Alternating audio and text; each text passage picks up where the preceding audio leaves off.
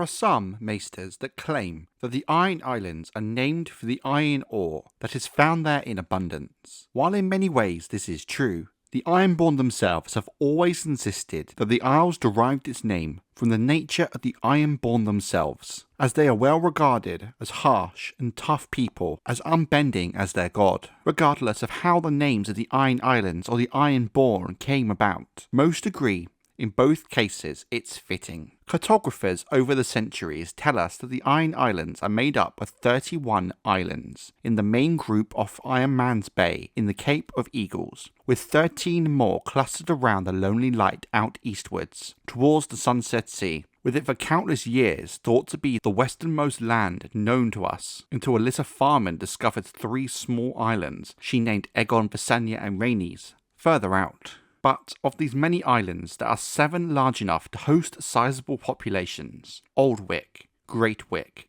Pyke, Harlaw, Saltcliffe, Black Tide, and Orkmont. Many Westerosi not familiar with the islands often assume that the seat of House Greyjoy on Pyke is the most populous of the islands. It is in fact Harlaw, with Great Wyk being the largest by size, and with the amount of valuable ore it possesses. Old Wyk is also considered to be the holiest place in the Iron Islands, the location where the kings of Salton Rock once gathered in the grey halls of old to choose who would reign over the Ironborn. Rugged and mountainous, Orkmont was once home to the Iron Kings of House Greyiron in the centuries long since past, whom are believed to have gone extinct sometime before the Andal invasion of Westeros. Pyke, while one of the smaller islands, does boast the largest town within the Iron Islands, known as Lordsport. Currently the seat of House Botley, Lordsport is a trading hub with mainland Westeros and beyond, with goods from as far as Asshai by the Shadow in the far east of Essos reaching the port at great cost. Lordsport itself does most of its trade with Lannisport and Oldtown, and has often been used as a staging ground for countless Ironborn raiders to gather before striking the shores of the mainland.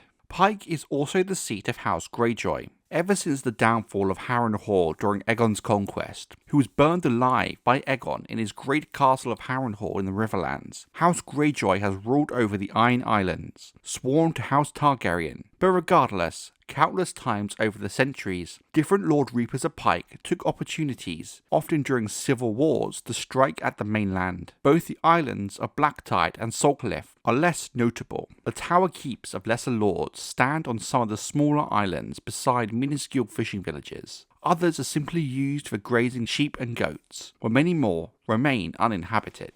There is a secondary island grouping that lies 8 days' sail to the northwest in the Sunset Sea. There is still much debate given how remote and far off these islands are if we should really be counting them as part of Westeros. However, the Ironborn claim dominion over them, and thus they are part of the Iron Islands. Much of the island group is nothing more than smatterings of rocks where seals and sea lions make their rookeries, or windswept rocks too small to even support a single household. On the largest rock stands the keep of House Farwind, named the Lonely Light for the beacon that blazes atop its roof day and night. Very queer things are said of the Farwinds and the small folk they rule. Some say they lie with seals to bring forth half-human children, while others whisper they are skin changers who can take the form of sea lions, walruses, and even spotted whales, the wolves of the western seas. Not much is known about this small piece of Westeros and its history, but what we do know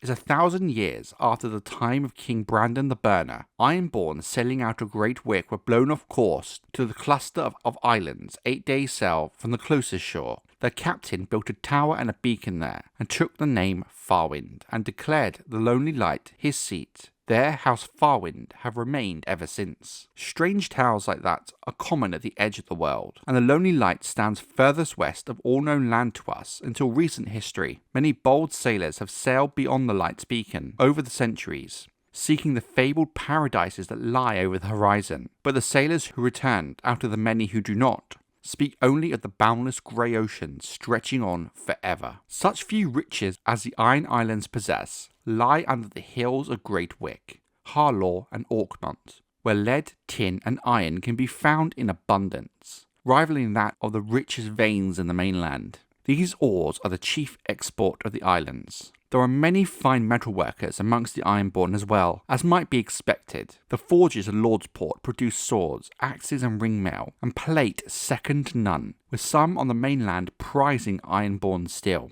The soil of the Iron Islands is thin and stony, more suitable for grazing of goats than raising crops. The Ironborn would surely suffer famine every winter, but for the endless bounty of the sea and the fisherfolk who reap it. But some still do struggle with making a living from farming. The waters of Ironman's Bay are home to great schools of cod, black cod, monkfish, skate, icefish, sardines and mackerel. Crabs and lobsters are found along the shores of all of the islands, and west of Great Wyk, swordfish, seals and whales roam the Sunset Sea. Archmaester Pyke, born and raised on the island of Harlaw, estimates that 7 of every 10 families on the Iron Islands are fisherfolk. However mean and poor these men might be upon land, at sea they are their own masters. The man who owns a boat never needs to be a thrall, Pyke writes.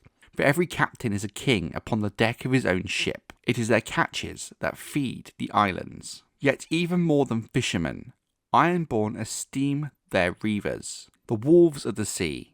The men of the Westerlands and the Riverlands named them in days of yore, and rightly so. Like wolves they often hunted in packs, crossing the stormy seas in their swift longships, and descending upon the peaceful villages and towns upon the shores of the Sunset Sea, to raid, rob and pillage. Fearless sailors and fearsome fighters, they would appear out of the morning mists to do their bloody work, and be back at sea before the sun had reached its zenith. The longships laden with plunder, and crowded with wailing children and frightened women, taken back as prisoners and salt wives. Archmaester Harlaw has argued that it was a need for wood that first set the Ironborn on this bloody path. In the great dawn of days, there was an extensive forest on Great Wyk, Harlaw and Orkmont, but the shipwrights of the islands had such ferocious needs for timber that one by one these woods vanished. So the Ironborn had no choice but to turn to the vast forests of the greenlands, the mainland of Westeros.